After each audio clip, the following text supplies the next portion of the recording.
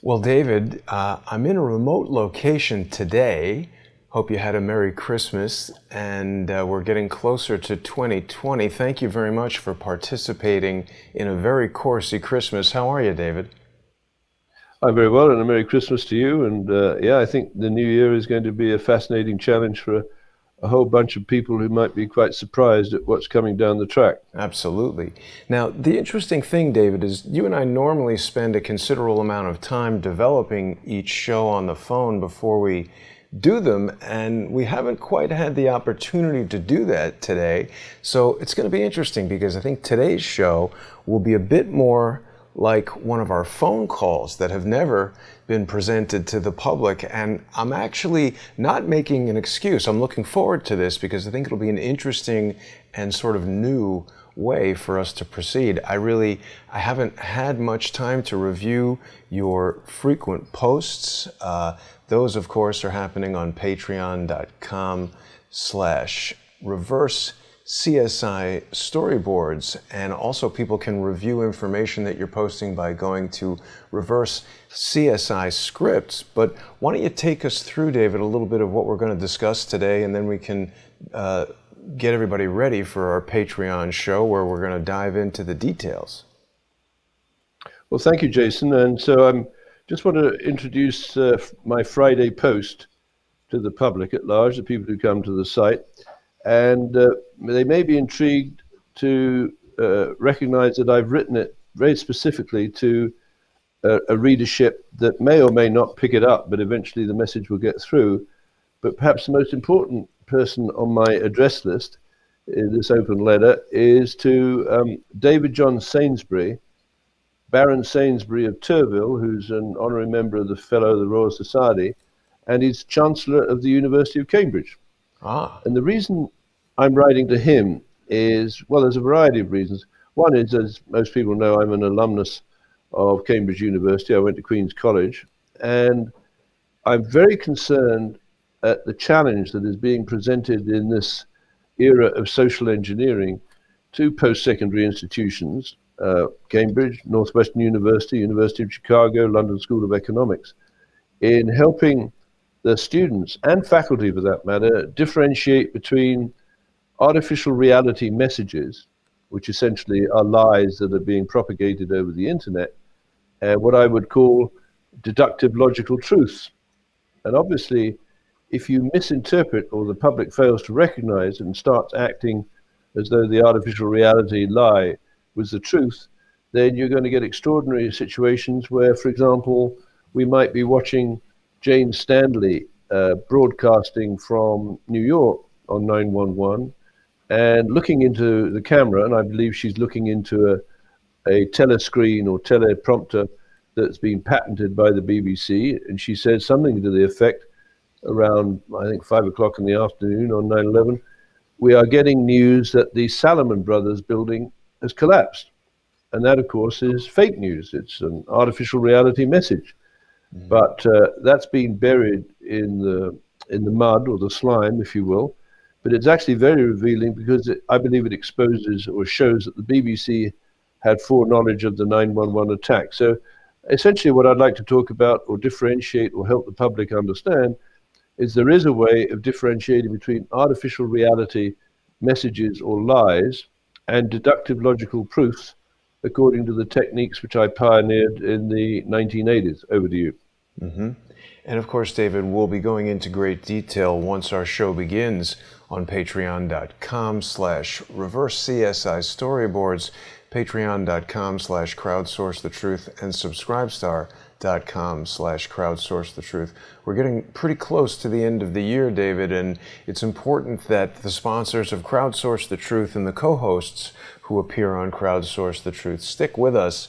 There's been, as you've said, we're in this age of social engineering, and there are social engineers. They're not giving up. They're constantly and persistently trying to do various things to shut us down, screw us up, and take us offline. So supporting on Patreon or Subscribestar is a great way for people in their individual capacity to do something to help us keep this information coming out. And certainly at $2 a month, $5 a month, $10 a month, these are really small amounts for most people to be able to deal with, the price of a cup of coffee or a newspaper that you might buy at the airport or wherever you travel to keep this kind of video programming coming. I certainly think it's worth it, and I hope that people will join us. So we're going to be covering a lot of these themes that you and I have spoken about before, David, and you mentioned something right now that's intriguing to me, particularly given your recent interactions on A Very Coursey Christmas with Charles Ortel and Dr. Coursey. You spoke about the London School of Economics. You know, that comes up frequently in my conversations with Charles about the Clinton Foundation. What's the significance of the London School of Economics in our conversation? I'm not sure if I know of a direct connection between the LSE and the Clinton Foundation, but there's certainly an indirect one, because that's the home of the Fabian Society, effectively the academic home of the Fabian Society. And you have a number of very interesting Fabians.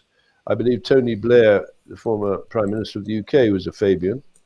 And I believe Pierre Trudeau was there briefly. I believe George Soros studied at the London School of Economics and developed his wacky theories, with which he's manipulating the public at large. And of course, the idea of the Fabians is ultimately, as I understand it, to establish control or central control over credit, depopulation, and the government by elites. And of course, that's not a million miles away from what we have today, and what was perhaps presaged by David Rockefeller at the 1991 Bilderberg, where he said that the world is ready to move to a supranational government of world bankers and an intellectual elite. So, helped and aided and abetted by these social engineers, we find ourselves today where the average person has no idea of what the truth is or what it even looks like. And it comes back to my point.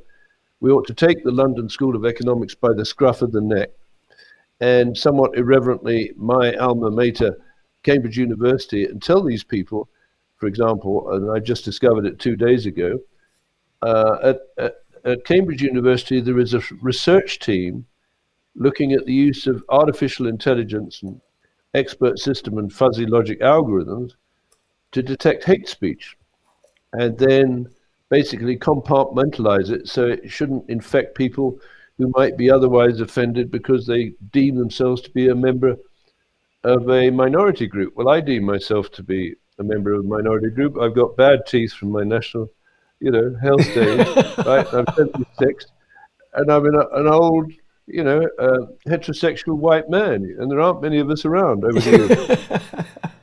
I'll tell you, David, when we spent some time together in Vancouver, I was very impressed by your level of physical fitness for somebody of any age, let alone the age you're at right now. So, I certainly hope everything is going all right there, despite the national health from London. Now, this is interesting, this Cambridge research into hate speech. I don't know if I've ever heard of anything more Orwellian than artificial intelligence determining what is hate speech and what to do about it.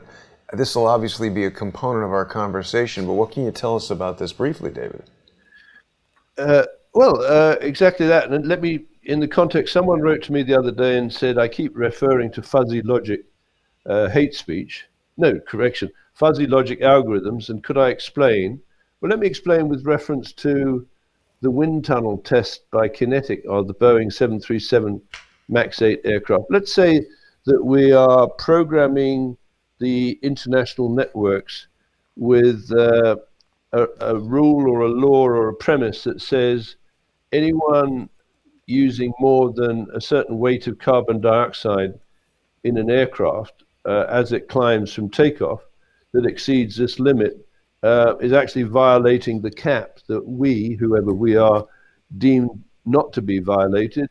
So let's put the nose of the plane down so it climbs at a lower rate, uses less carbon dioxide, and ultimately you could put those Boeing MAX 737 MAX 8 into a profile from which the pilot does or cannot recover. Now, did that happen? Well, as you know, we've got a chain of evidence that is absolutely extraordinary, where the woman who died as a result of spraying her wrists with Novichok from a perfume bottle in Salisbury, Dawn Sturgis.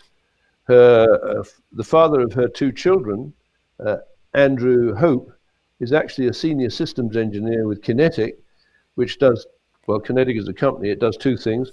One is it provides that social engineering protection appliance service into the United States to presumably the NSA and the CIA and the FBI. And secondly, it has a 5-meter aperture wind tunnel at Farnborough, where it's providing Boeing with a simulation service for its aircraft, including the Boeing 737 MAX 8 aircraft. So I'm saying, well, would it be possible that Andrew Hope was wanting to blow the whistle on the sabotage and dirty data coming out of that wind tunnel that was being fed to the world's leading non-state air traffic controller and the preferred supplier of command control computers, communications and intelligence network to Boeing? And you've basically got an incestuous network of saboteurs inside the Boeing command chain, which, as far as I can see, has brought Boeing to its knees. Over to you. Yeah, it's a very interesting discovery that you made, David. You know, Kinetic is one of these major contractors to the aerospace and defense industry, and I'd never heard of them until you brought them to my attention.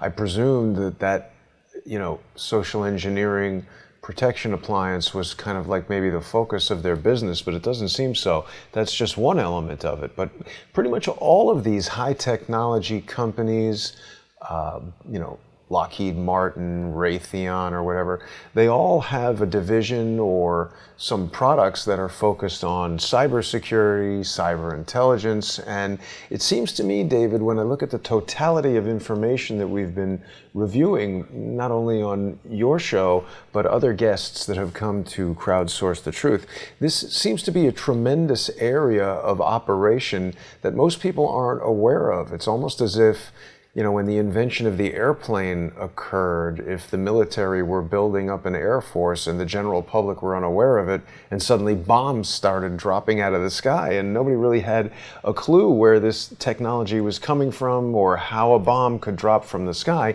And then we learn that airplanes have been invented and governments and militaries are using them for war. I think we're seeing some of the tools that are being used in cyber warfare.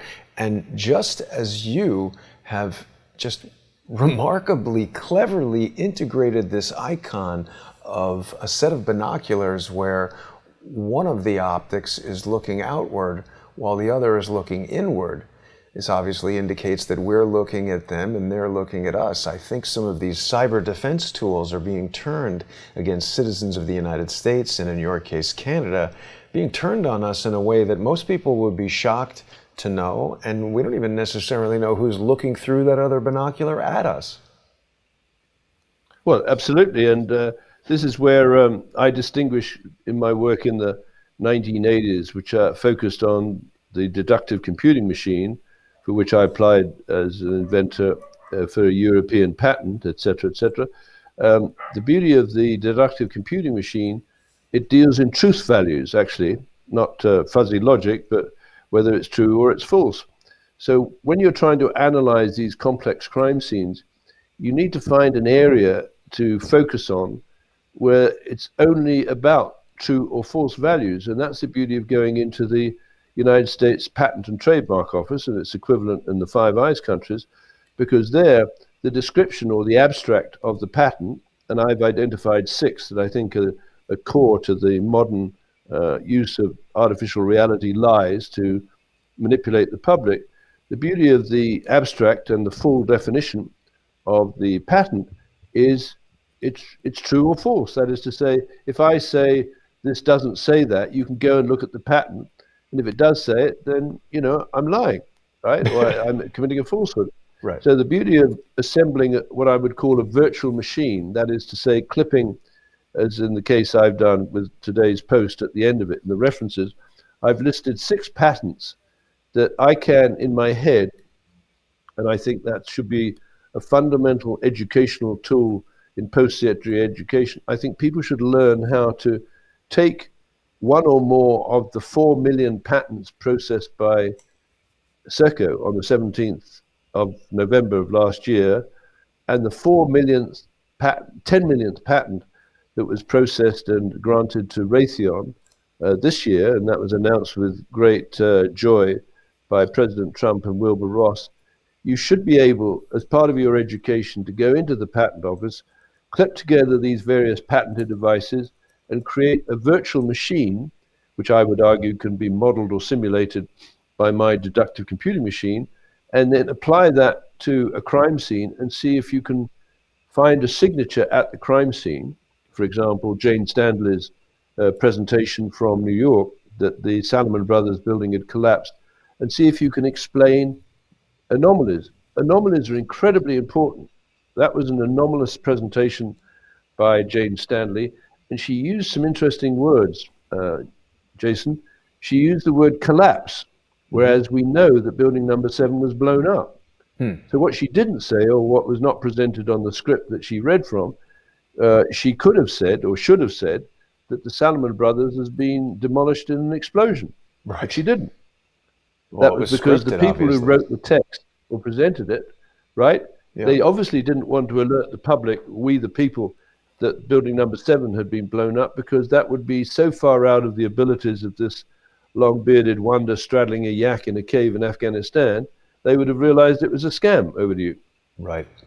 And David, with that, I want to remind everyone that in just about 15 minutes on patreon.com/reverse-CSI storyboards and patreon.com/crowdsourcethetruth, we're going to be starting our sponsor-exclusive show. That's going to be an hour-long, in-depth analysis of some of the topics that you're raising right here.